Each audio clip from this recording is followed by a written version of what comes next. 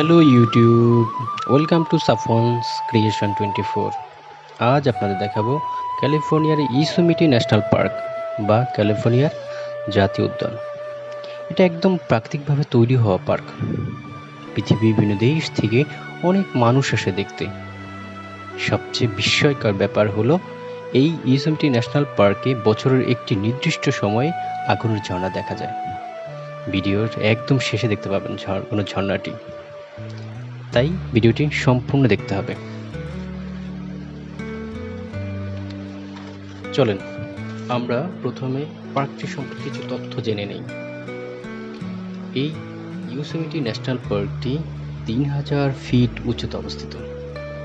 1871 সালের পূর্বে প্রতিষ্ঠিত হয় পার্কটি। এটি ক্যালিফোর্নিয়ায় অবস্থিত।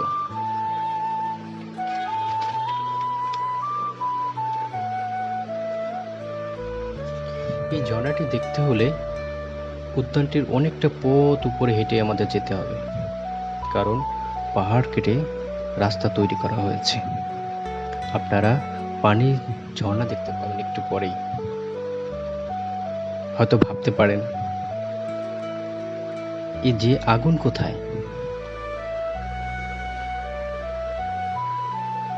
একটু অপেক্ষা করুন, আপনারা ঝর্ণাটি দেখতে পাবেন।